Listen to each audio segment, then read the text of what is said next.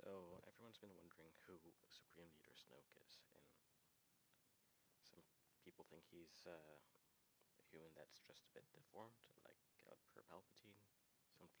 Some people think he's a Mun, like Palpatine's master Darth Plagueis. Some say he's short, and that he's compensating with that hologram, or whatever it's called. Or some people say he's tall, actually that tall. But I'm not here, but I think he's something a bit different than all of that. I think he's a Yuuzhan Vong. Now, to fully explain why I think this, we're going to have to start with Grand Admiral Thrawn, in both his canonical appearances and his canonical background, and of course his appearances in the Legends universe. So, starting with the Legends part, Grand Admiral Thrawn is, a Chiss from the Chiss Ascendancy, where he was eventually exiled from, because they believe only in defense, never in attack, and Thrawn was a bit more proactive about that.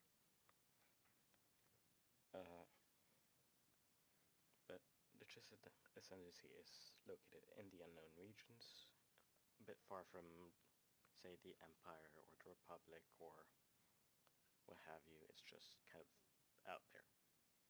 Not really that well known, and no one really gives a shit about them. So, in the Legends continuity, there was always this talk that Thrawn believed, at least Thrawn, or people around Thrawn believed that both he and the Emperor were preparing for a threat far greater than others could imagine. And that is the reason for all the super weapons, or at least that's the justification some people use.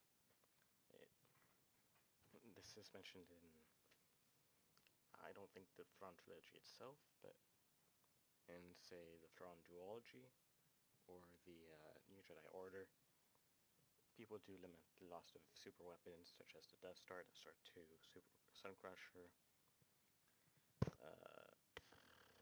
Galaxy Destroyer, not Galaxy Destroyer, Galaxy Gun, and other super weapons, World Destroyer, or Devastators, I think, etc. Now, Thrawn's job as a Grand Admiral was to expand the Empire's borders in the Outer Rim by conquest or other means, because he was acquainted with the Outer Rim and, to an extent, the unknown regions. Well, but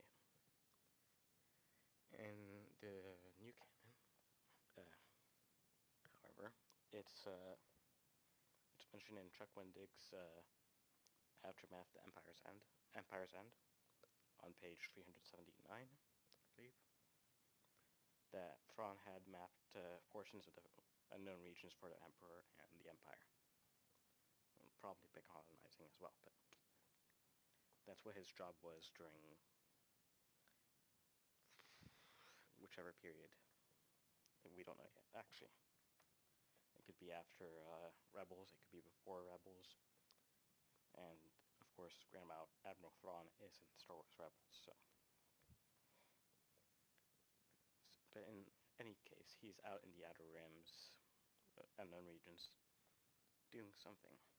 Mapping the unknown regions, or preparing, or expanding. Yeah. Now, in a recent preview for the upcoming Thrawn book by Timothy Zahn, again, the original writer of the Thrawn trilogy, it's mentioned that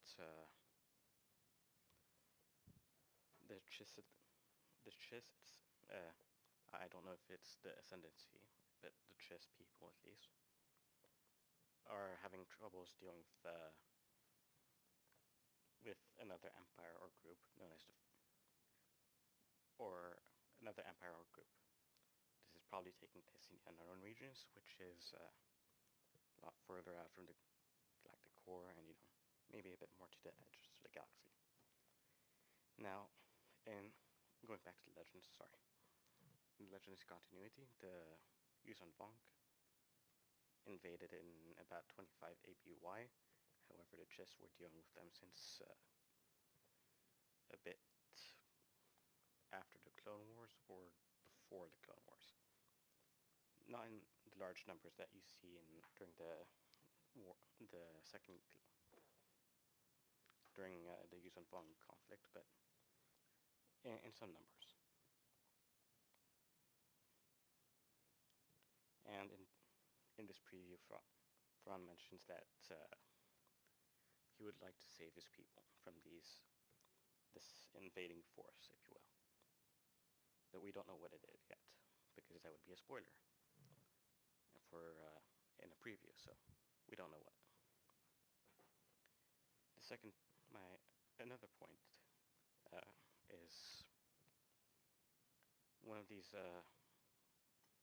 dark side advisors that the Emperor has, like Tashu or whatever his name is. And he's one of the Emperor's, let's say, assistants, who deeply believes in the dark side. I don't think he can use it himself, but at the very least, he believes in it. So, again, in the Aftermath trilogy, Tashu believes that the Emperor will come back, but from beyond the galaxy, so that using the maps that provided by Grand Admiral Thrawn, they should go to the outer edges of the galaxy, where the Emperor will be reborn in some form, and lead the Empire to victory once more, in a resurrected body or whatever. So again, this theme of something from beyond the galaxy, this theme of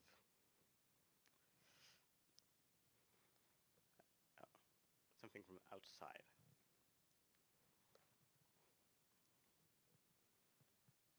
But eventually that character dies because he gets pushed down a hole, essentially. But he truly believed that, their fates are linked with going to the edges of the galaxy and meeting a reborn Emperor.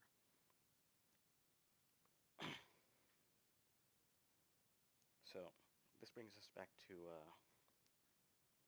Snoke himself.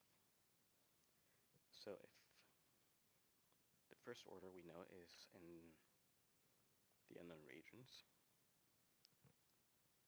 and the people attacking the Chiss are in the unknown regions, so are the Chiss. I believe that at some point between the Battle of Jakku and Episode 7, the First Order comes into contact with these entities, and that they